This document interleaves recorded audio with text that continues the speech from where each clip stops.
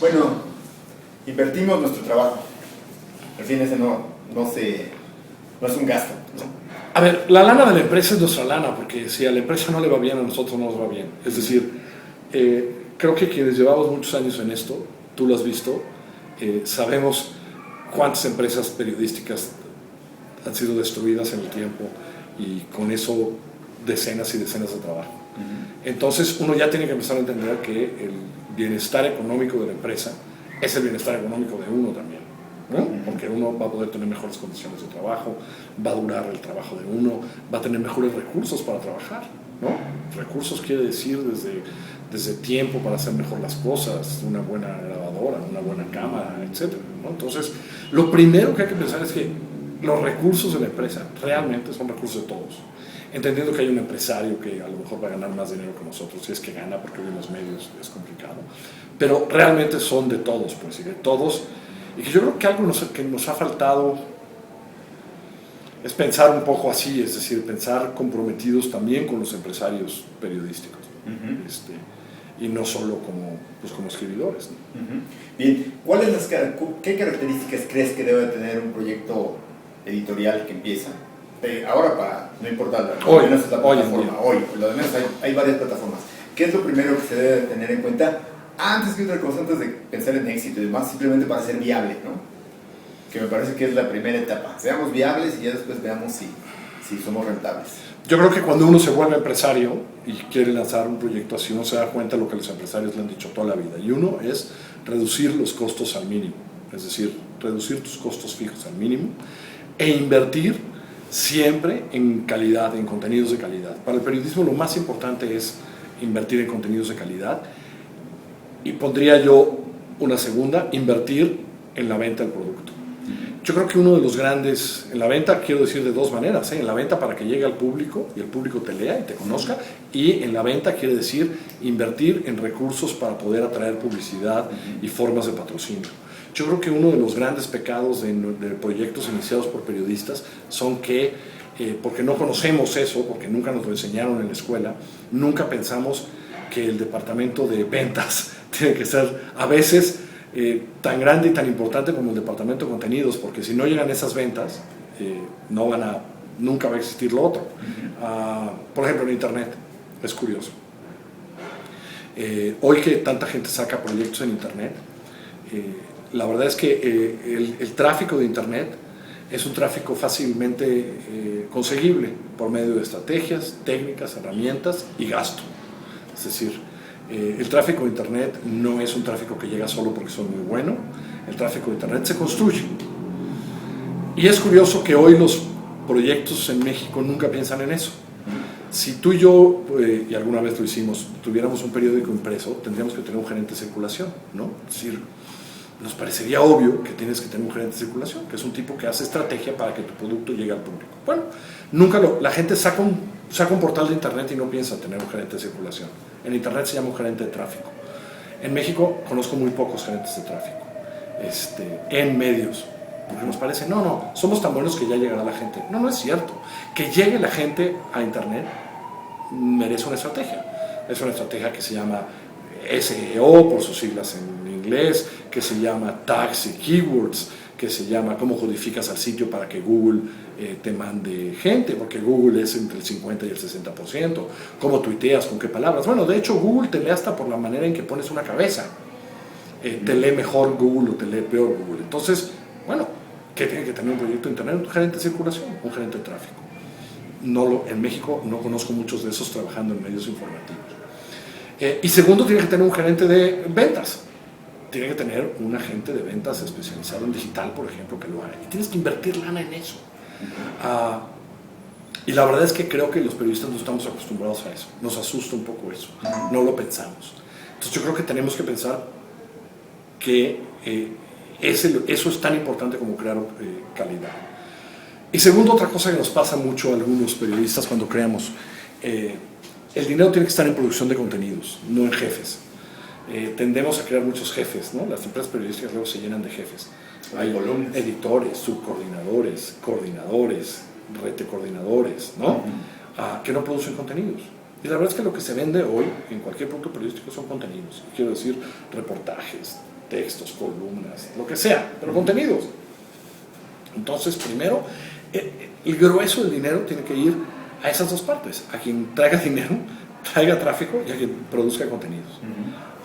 Eso es lo primero que hay que pensar. Y reducir todos los demás costos. Yo creo que se tienen que reducir costos en oficinas, se tienen que reducir, o sea, creo que todo el mundo puede trabajar desde su casa y eso está más cómodo. Hay 1000 maneras de reunirse con estos aparatos y hablar. Es decir, reducir costos que no producen contenidos y no producen ventas al mínimo e invertir nuestro dinero ahí. Eso es lo primero que yo haría. Así haría mi business plan. Ya hiciste ese plan de negocios. Ya lo hiciste. Tienes que pensar en el mercado o quizá tiene que ser paralelo el pensar en el mercado. Hace 10 años, bueno, poco menos de 10 años, a ti te tocó esa experiencia de la que se pensaba en el floreciente mercado de los medios para hispanos en el sur de Estados Unidos, ¿no? En esta... cuando fui a Rumbo, así es. Que sin embargo parece, guardadas las proporciones, parecería como la burbuja de las .com, ¿no? Igualito, es igualito. Eso nos pasó exactamente igual. ¿Por qué no platicas un poco de esa experiencia? De un mercado que parece bien prometedor. Yo creo que fue un mercado que no estudiamos suficiente. Yo creo que fue un mercado en donde no solo nosotros no estudiamos, mucha gente perdió mucho dinero con ese mercado. Porque no vimos yo creo que no vimos y no vieron los grandes estudiosos una obvia transición. Os doy un ejemplo que sucede hoy. Jorge Ramos, el conductor del noticiero más importante de Univisión en las noches, tiene en rating, es decir, en audiencia, debe tener, yo no he visto hace un año no veo los números, pero ya hace un año tenía el mismo rating que las 3 cadenas norteamericanas juntas en el noticiero. Esas 3 juntas en inglés no tenían la cantidad de audiencia que tenía Jorge Ramos. Y con un pequeño detalle. Comprar un anuncio, perdón. Bueno, estaba contando la historia de Jorge Ramos y su enorme rating. La diferencia es que si Nissan se quiere anunciar con Jorge Ramos, paga, hace 3 años pagaba el 10% de lo que pagaba contra cualquiera de sus competidoras en inglés. Porque lo que nunca vimos era la calidad del demográfico. Y la verdad es que los medios en español van pues indocumentados, es decir, que tienen un poder adquisitivo mucho menor, pero mucho menor, es dramáticamente, es parte de la injusticia de lo que sucede en Estados Unidos, como no tienen acceso a crédito, y etcétera, etcétera, etcétera, ¿no? Pues, hay un problema de calidad del demográfico. Eso fue lo que nos pasó en Rumbo, ¿eh? En Rumbo, tenía un periódico, el de Houston, en una ciudad pues de aproximadamente 2 millones de habitantes, tenía un periódico cuando éramos diarios que tirábamos 70,000 ejemplares que se recogían en las calles, gratuitos. Cuando los vendimos 35,000 ejemplares. Hay periódicos, muchos en México, que no venden eso. El problema es que el publicista, que sabe dónde poner su dinero, decía, ese demográfico no me interesa. O ese demográfico me cuesta muy poco dinero, o sea, te voy a pagar muy poco por llegar a ese demográfico. Porque esa era la calidad de mi demo. Porque, pues sí, yo iba a indocumentados con poco poder adquisitivo, que no consumían, estaban muy lejos del gran consumidor estadounidense. Entonces, yo podía tener periódicos gratuitos en inglés compitiendo conmigo que cobraban la publicidad a 5 veces lo que yo cobraba la mía por la calidad de mi demográfico. Yo creo que esto sigue sucediendo en Internet. Yo creo que hay que pensar ya no solo en volumen, sino en calidad de demográfico. Yo creo que el futuro, lo que estamos viendo, son nichos. Hay que crear publicaciones de nicho que entienden muy bien su demográfico, que entienden muy bien a quién van dirigidos, que entienden muy bien si son un periódico digital para hombres, para mujeres, de qué edad, de jóvenes adultos, de viejos, para mujeres que compran, profesionistas, etc. Yo creo que eso es lo que hay que entender. Hoy lo que quiere el anunciante allá afuera es que uno le diga qué audiencia tiene. Si uno sabe quién es su audiencia, crea un producto para esa audiencia y esa audiencia se la vende al publicista, uno puede tener mucho éxito. Pero uno tiene que entender muy bien esas cosas. Yo creo que lo que nos pasó en Estados Unidos fue eso. Bueno, tanto fue cierto y se dieron cuenta en aprender que la gran aventura, que donde Univision hoy está apostando todo su dinero, es en una cadena en inglés. aliada con ABC, en donde Jorge Ramos va a dar las noticias en inglés todas las noches, en donde León Krause va a hacer un programa todas las noches de análisis informativo. Esa es la apuesta de Univisión hoy, en inglés. ¿Por qué? Porque la calidad de ese demográfico es mucho mejor, porque en ese demográfico puedes vender publicidad de otra manera. Eso lo tenemos que entender nosotros, lo tenemos que entender como periodistas también, para saber que el futuro ya no es el de los grandes periódicos generalistas, que están, los dos grandes periódicos generalistas están en una esquina aquí cerca, uno enfrente de otro. Eso ya se acabó, eso ya no existe. Hoy los periódicos existen en Estados Unidos y hay uno que es el New York Times, y el país está en muchos problemas, así que ni siquiera el país. ¿No? Sí, hoy cualquier producto periodístico tiene que ser ultra especializado, cada vez más, porque además en internet es muy fácil cambiar de una página a otra. Entonces ya no es como me comprometí con el New York Times, o me comprometí con Excelsior, o me comprometí con el Universal, y entonces el Universal me lo tiene que dar todo. No, porque hoy hay salto de Milenio al Universal, a Excelsior, a medio tiempo para ver deportes, ya. Hoy esa es, yo creo que así hay que pensar las empresas periodísticas hoy. Durante mucho tiempo se consideró anatema que la parte editorial pensara en el mercado. Sí, porque yo creo que se confundió la parte de publicidad, digamos, la influencia de los publicistas, de la gente que vende publicidad sobre el mercado, sobre los periodistas. Pero yo no estoy hablando de eso. Yo estoy hablando de que el periodista tiene que tener muy claro a dónde va su medio. Yo creo que los dueños de los medios y los directivos de los medios le tienen que decir a sus periodistas qué quieren del medio. Y los periodistas tenerlo muy claro. Ahora que dirijo Milenio Digital, una chava con muchas ganas, con mucha experiencia, pero con mucha energía y con inteligencia, hacía una partecita chiquita en nuestro site que era de ciencia. Y le dije que la verdad, pues nadie compraba Milenio para ver ciencia, nadie acudía a la página de Milenio para ver una nota de ciencia. Pero que yo quería aprovechar toda su energía en otras cosas, porque tiene alma de periodista, quiere ser periodista, es inteligente, redacta bien, y estamos tratando de trabajar con ella para llevarla a otros lugares que quepan en Milenio. Yo creo que desperdiciar un recurso así en ciencia en Milenio sería un desperdicio absoluto, para Milenio y para ella. Bueno, yo creo que eso tenemos que hacer cada vez en los medios. Yo creo que las secciones de deportes están condenadas a desaparecer en los generalistas, porque bueno, en la televisión lo vemos claro, ¿no? Es decir, ¿quién ve hoy Televisa Deportes? ¿Quién ve hoy Azteca Deportes? Solo porque siguen teniendo derechos de partidos. Pero si tengo ESPN 1, ESPN 2, ESPN 3, Fox 1, Fox 2, Fox 3, TDN 1, TDN 2, canal del NFL, canal del golf, canal de no sé qué. Esos son los canales especializados. Entonces, ¿por qué un grandote va a seguir metiéndole recursos a algo que, no? Digo, hoy todavía se los meten en Estados Unidos, en España, eso ya no existe, pues, ¿no? Eso ya es en Francia, en Europa, ya no existe. Porque el mundo del periodismo es el mundo del periodismo especializado, creo yo. Entonces, eso me lleva a otra cuestión que está anotada en el plan de estudios de esta materia.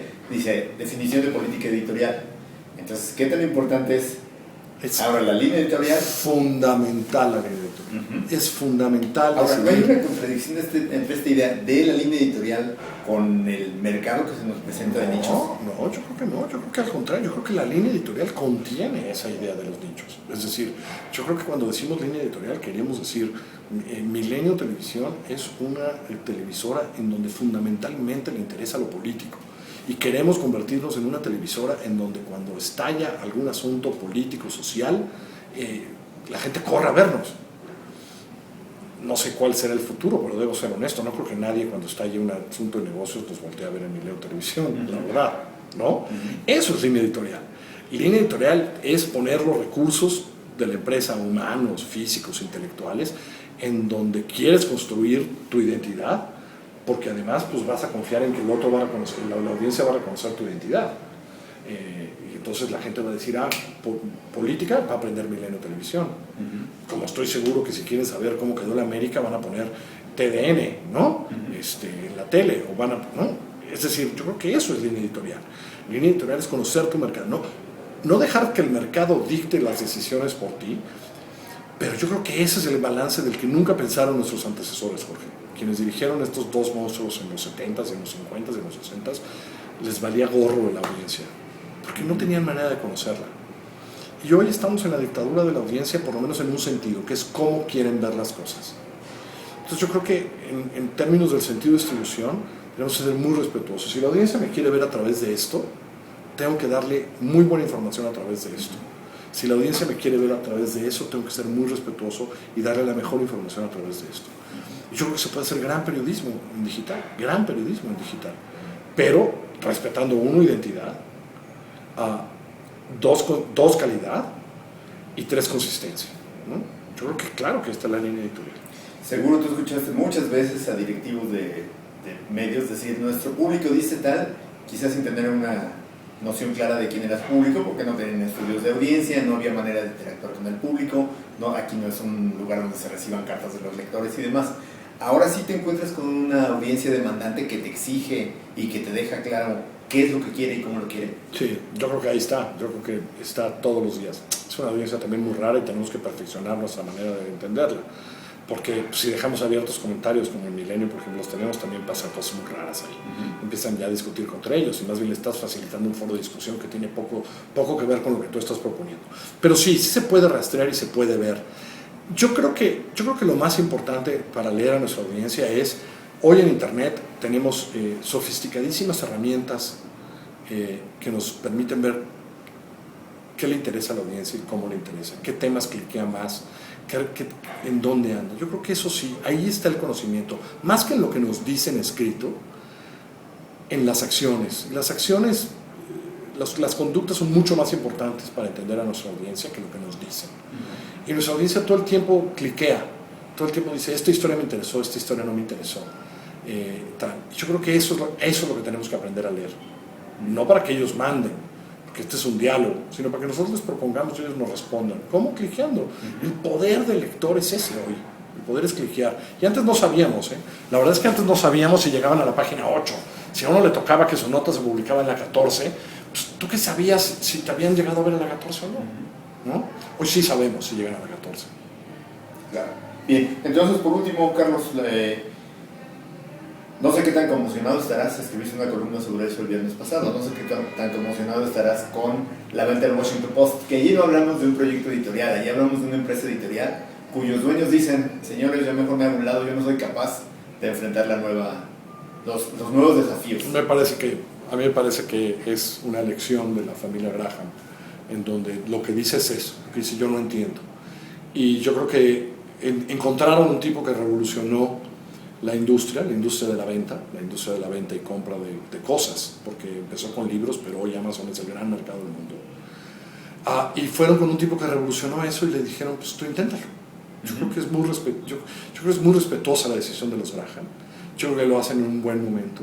Yo creo que todo el mundo está intentando ver cuál es el futuro. Y no está mal poner una mente que entiende también al usuario. A ver, hablábamos de la audiencia. El gran triunfo de Amazon es la personalización. Si tú haces una compra en Amazon, te empezaron a conocer. Si haces 3, ya te fregaste, porque te van a decir, saben qué te gusta, de qué color te gusta, qué libros te gustan, y te los van a recomendar, y te los van a mandar. Jeff Bezos es el genio de eso, de darle al consumidor lo que le interesa y de retarlo en lo que le interesa. Y yo creo que eso va a ser interesantísimo de ver cómo lo hace en Internet, ¿no? Como su experiencia de conversar con sus clientes y con su audiencia la va a trasladar al periodismo. Me parece una apuesta interesantísima. En términos históricos diríamos, este es el fin de una época, en términos de lo que representa. Déjame ponerlo diferente. Yo creo que estamos viendo yo creo que esta decisión es apenas el principio de la nueva época. Yo creo que llevamos 10 años en el fin de la otra época. Yo creo que esto es un nuevo principio. Es decir, yo creo que cuando el New York Times empezó a cobrar suscripciones digitales hace año y medio, empezamos a ver el principio de algo. El futuro se va a parecer a eso. Quién sabe cómo, ni siquiera tengo claro que sea como el método del Times, pero algo por ahí. Y esto, Jeff Bezos, en un año o así, vamos a ver cosas nuevas, porque es un tipo que lleva 10 años aprendiendo de cómo relacionarse en el Internet con usuarios que gastan dinero. Eso es importantísimo. Muy bien. Oye, mándale un saludo a la gente. Y qué bueno que están con el señor. Mejora.